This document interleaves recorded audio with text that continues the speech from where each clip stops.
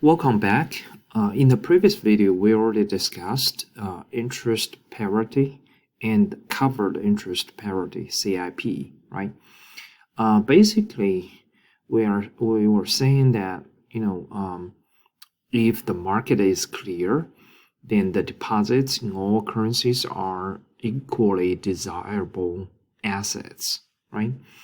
If they are not, then we should see the opportunity of arbitrage, right? So the investors would, trade among these deposits, of the different currencies, and that trading or the arbitrage would change the exchange rate among these currencies. Okay, so the second part on the right hand side of this equation would go up and down until the two sides are equal.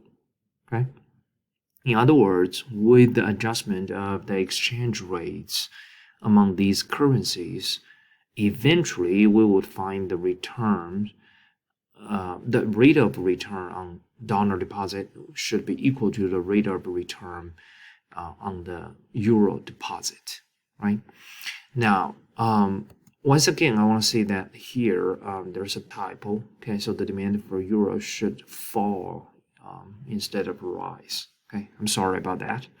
Now, in this video, let's continue to check out the empirical evidence about CIP. Okay. Now, what we're going to look at is the financial liberalization and the covered interest parity. Okay. Now, I'm going to explain, why we want to look at the, relationship between these two. Okay, in a few minutes. All right. So here on this chart, what you see is the vertical axis is the profit implied by the deviation from the CIP, okay, covered interest parity, as a percent per annum. And specifically, the red curve shows the return on German deposits minus return on UK deposits. Okay, and so this means your rate of return. If you hold these German deposits, okay, minus the rate of return you hold on the UK deposits, okay. The horizontal axis is years, okay, from 1970s all the way to mid 1990s.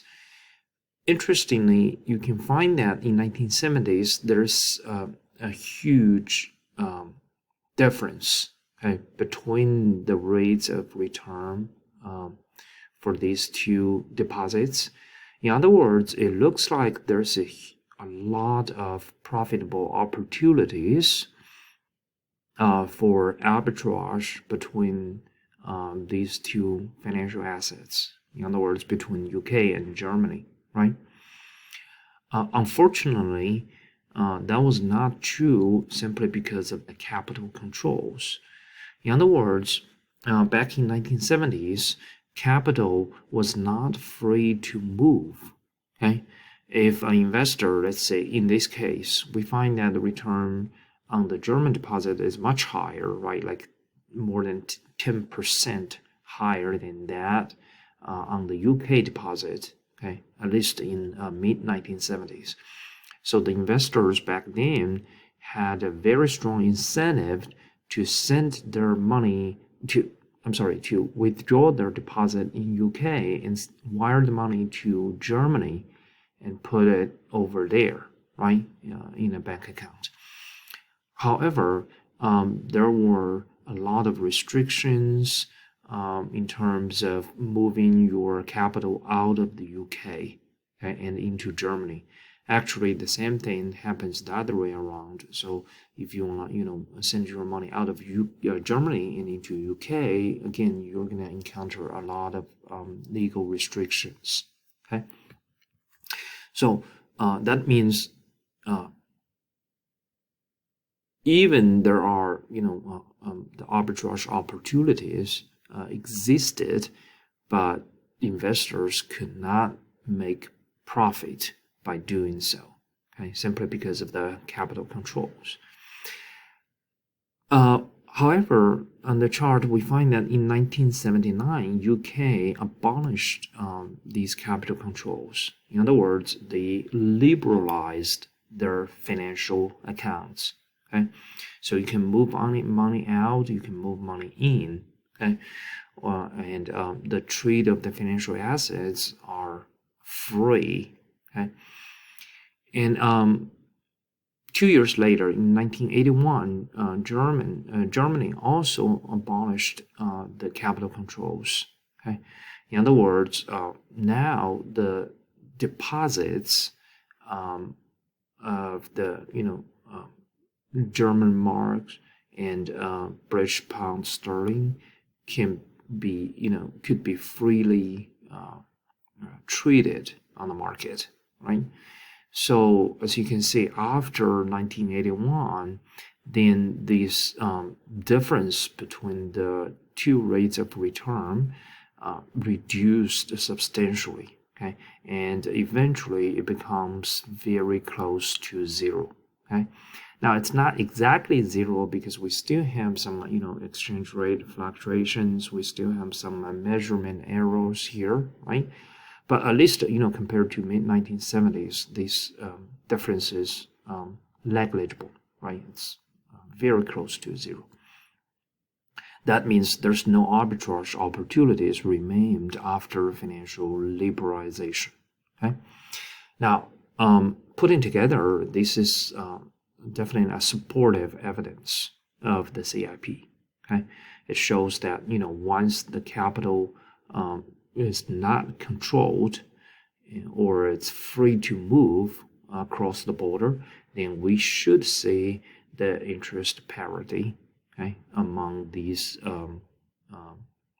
deposits, okay, of different currencies. All right.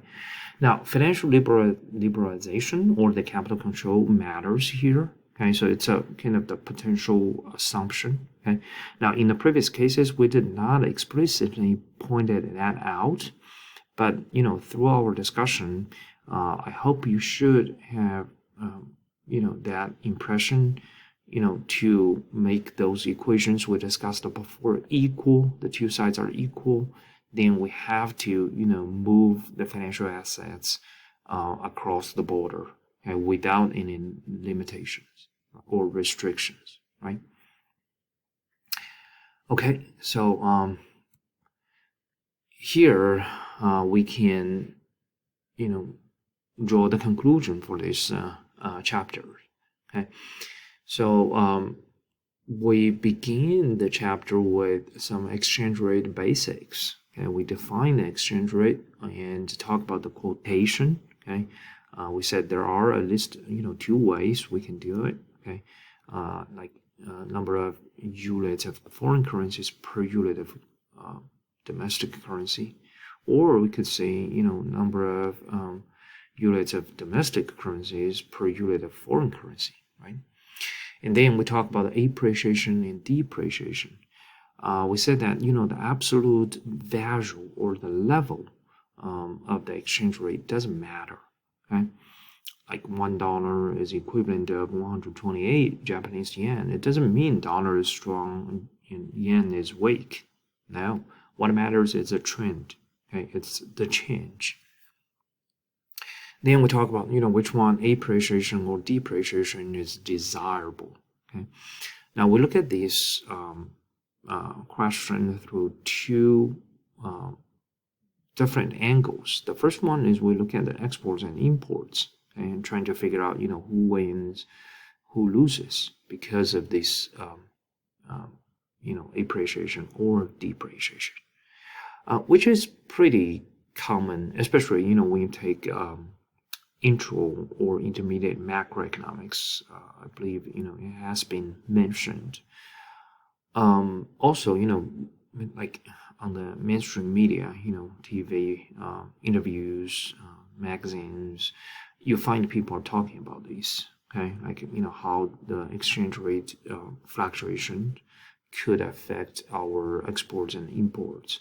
Okay, but the second angle we take to understand this is to look at the financial assets, which is not commonly discussed in public arena. Okay, but as we said, building upon the previous chapter, the symmetric relationship between current account and the financial account, right? So it's the same thing here. We have to look at the financial assets, okay, how these appreciation and depreciation affected that. All right. And we also talk about the effective exchange rate, or it could be called as trade-weighted exchange rate or multi-lateral exchange rates. Okay? In other words, if we want to know US dollar is strong or weak, but we don't want to narrowly focus upon like the single foreign currency, okay, like dollar against yen or against euro. We just want to have the the general conclusion. The dollar, for example, last year has been strong or weak against the major currencies on the global market, right? So here we have to find the weighted average, right? The weight is going to be the trade volume, how much U.S. trade with those major economies in the world. Okay, and then after that, we look at the foreign exchange markets or forex market, right?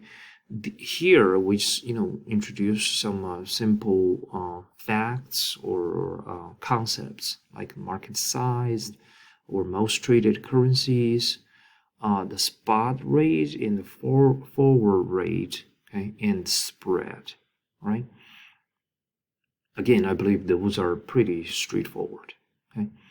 Now, what becomes a little challenging is when we talk about the arbitrage with currencies. Okay, we talk about that the trading between two currencies or among three or even more currencies. Okay. And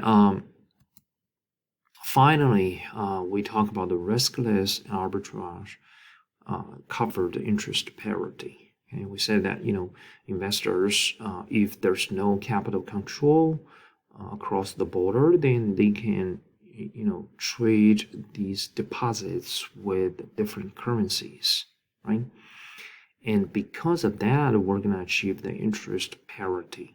Okay? In other words, the interest rates in two different economies, once they are adjusted for the exchange rate between the two currencies, should offer the same rate of return. Okay, in other words, the investors should be indifferent between the two deposits. Okay, if they want to put, for example, their money into a bank account in Japan or a bank account in United States, it should offer the same rate of return. Okay. Now we said that the covered here, that word means we use the forward rate or contract. Okay, so you don't have to be exposed to the exchange rate fluctuation, okay, or exchange rate risk between now and the end of the transaction period. Okay, and we also check out the empirical evidence. Okay, so that's all we did for this chapter. All right.